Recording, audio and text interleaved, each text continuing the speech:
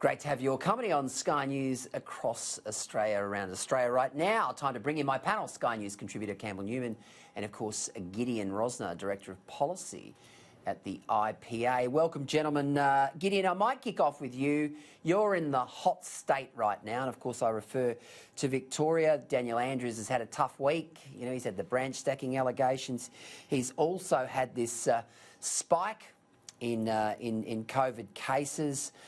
What's the mood down there right now? And I mean, it's quite ironic, I would have thought, Gideon, that you've got a premier, a state premier, who went in without question the hardest and the most draconian of any of our leaders, harshest fines of any state, and yet here they are, the underperformers when it comes to the national outlook.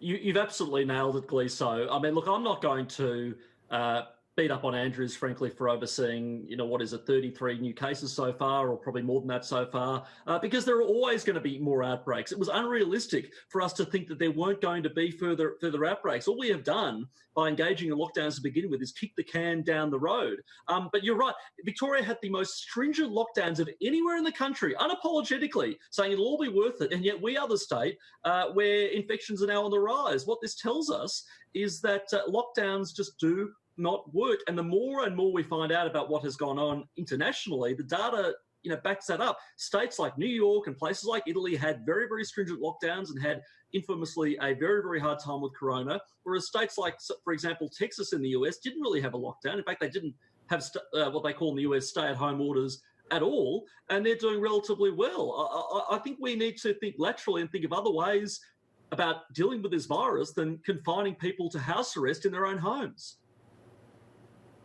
Campbell Newman, you've run a state. You were Premier of Queensland. Am I being a bit harsh on Andrews? Has he let this get away from him, or, you know, is it just sort of circumstances that have conspired against him? And of course, I think back to that protest from a couple of weeks ago.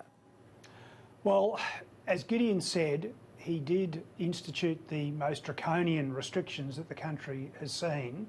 But then I think history will show that his government took the eye off the ball in that there's a certain abattoir in Melbourne which clearly had some big issues, and they took at face value, it seems, the statements of people who worked there in relation to when they were trying to trace down what was going on, and the wheels fell off. There's the issue about some of the quarantine hotels, and then of course there is the muted opposition, if I could put it that way, by the Premier and his government when, you know, tens of thousands of people wanted to protest in the streets, which sent a very, very bad message. And of course the Victorian Police Service, under the direction of that Premier, really sort of stood back and let it all unfold. So, yeah, I do blame him. I am going to be critical of him, but I do agree also with Gideon, and this is the important point. We were told as a nation that the issue or the strategy was to flatten the curve. The curve has been flattened. David Crisafulli, the Shadow Minister for Tourism here in Queensland last night on your show, Gleeso said it very, very well. It was meant to flatten the curve. We have done that. But somehow in the meantime we have moved to an eradication or a complete elimination strategy, and that's really what Gideon's saying. That is not going to work, and the economic cost is catastrophic. And we really need to get realistic about how we deal with this. That's, of course, unless there is some sort of cure. We haven't seen it yet. Well, let's talk about borders. Let's talk about these easing of restrictions. We're still in the dark, Campbell Newman, when it comes to Queensland and the opening of the borders.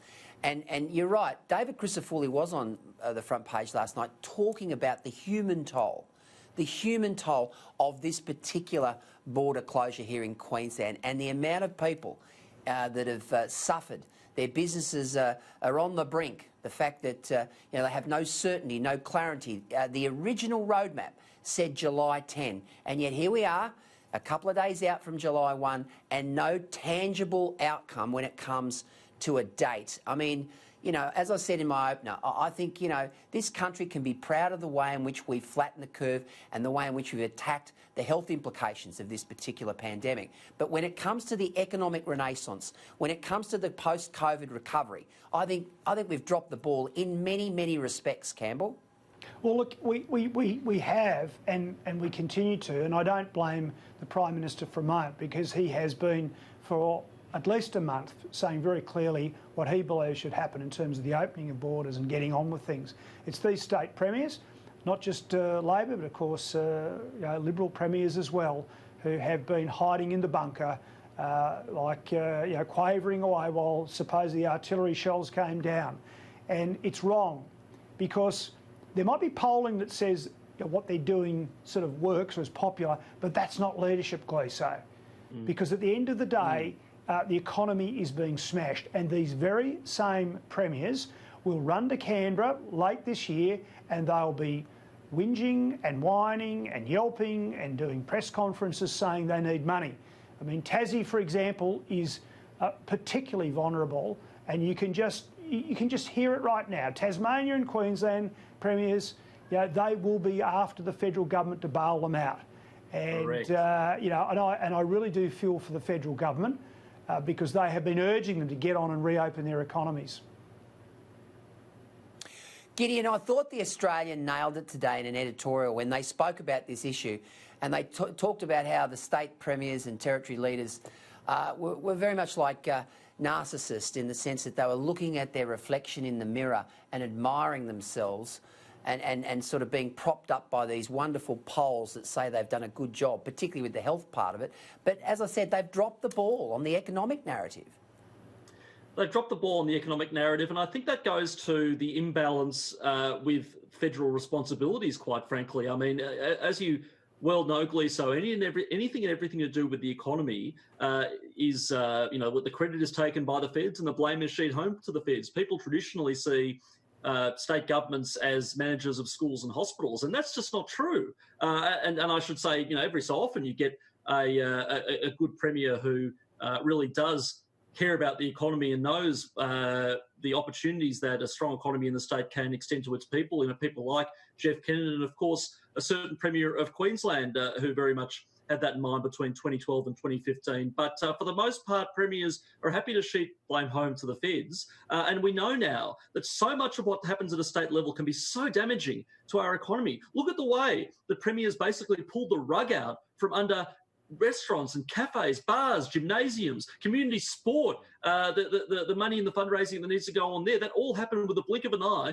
with a state government edict. And as I've said many times before, here in Victoria in the People's Republic, it was done without a democratic mandate. It was done by executive fiat under an act that was passed when John Brumby was Premier.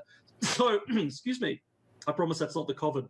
I think we need to take state politics more seriously, because too often it's seen as second fiddle to the glamour and the pageantry of Canberra. But state politics is really, really, really important, and great premiers can do wonderful things, but dud premiers can really, really damage a lot of people's lives, and we have to do something about it.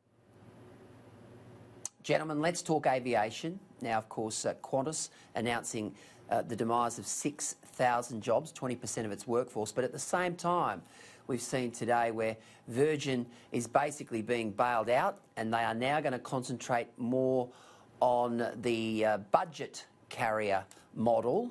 They got a bit carried away under Borghetti, Campbell Newman, when they went after trying to compete with Qantas. But I think it's great news for the tourism industry and great news for air travellers, because we don't want to see the days of $600 return airfares between Brisbane and Sydney, or Sydney and Melbourne, because that's what we probably would have got if Virgin hadn't have stuck around. Look, I really look forward to seeing some of the detail about this in terms of Bain Capital from Boston in the US winning the bid, if I can put it that way. But I totally endorse what you're saying, Gleeso. We need competition. Ideally, we need other players continuing on in the marketplace as well.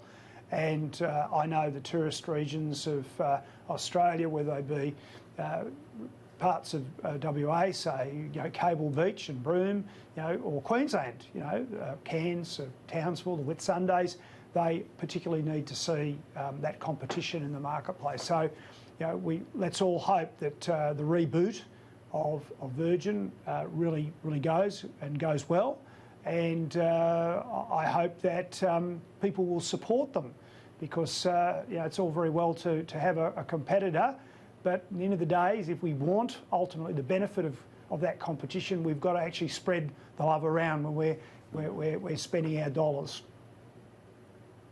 Good news, Gideon?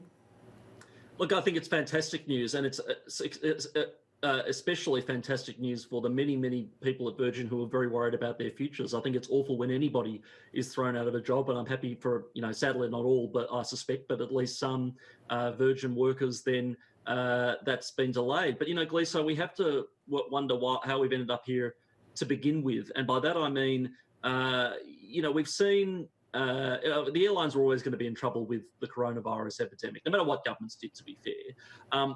But where have the unions been? And this goes for Qantas as well, because Qantas is shedding jobs as well at the moment. And the TWU are out there asking for handouts and JobKeeper and even nationalisation. Where are they on the topic of borders? Why is it people like me, frankly, who are bleeding about borders and coronavirus restrictions in the economy? I mean, that's something that I'm passionate about and happy to talk about. But somebody from the TWU, the border closures affect their members very, very deeply. Why didn't they have a protest? Forget the Black Lives Matter protest. Why didn't they have a protest out the front of Parliament House in Canberra? Why aren't they trying to... Sorry, Campbell. Yeah, great point, Gideon. I think you're very well said. Yeah, well, that's the thing. The other point I'd make, of course, is that there was a lot of talk when it looked like Virgin may very well go under that we'd be left with one airline in the country, which of course would be very bad for consumers. But Gleeso, now is the time to start rethinking cabotage restrictions. At the moment, only Australian flag carriers can fly domestic routes by law. Why not open those routes up to Cathay Pacific or British Airways or Thai or Tiger or any other airline to start flying between these destinations? It would be a win for consumers, and there might be concerns that they subject the Virgin Qantas to a competition. But frankly, I don't think we can afford not to subject them to competition, because we don't want to have two eggs in the aviation basket when the hammer falls. Okay, we've got 50 seconds. Campbell, what did you think of Nestlé's decision to rename the Chicos and the Redskins very quickly? Just corporate cowardice. The woke 20 and 30-somethings have captured the corporate relations and the marketing departments. They're dead wrong. And I'm not buying Redskins anymore. And I'll proudly, by the way, to contrast with another company, very delighted to be having a few Colonial IPAs when I get home this evening. Gideon Rosner, tell us about your thoughts on this. Well, I love a Colonial and I love an IPA, so good on you, Campbell. But look, I'm different on Redskins. I've actually bought a few bags myself because I'll be a collector's item. Look, on Redskins, I can get it to an extent. Redskin, yeah, it's a red lolly. It's a somewhat derogatory term. If they marketed a brand of licorice or something under the name the N-word, then that would cause an understandable public reaction. But really, do we have a huge Native American population in this country that feels so aggrieved? They're only sold in Australia, these lollies. I mean, really and truly, who does it help? What racial justice does that achieve? I'll tell you what it is, Gleeso. It's the fact that we have too many arts graduates in this country and too many fake jobs in corporate affairs departments. That's it. Yeah, too right. Yeah. All right, we've got to go, boys. Campbell Newman, Gideon Rosner, thanks Thanks, Gleeso. for your time. Thanks, guys. Much Cheers. Appreciate it.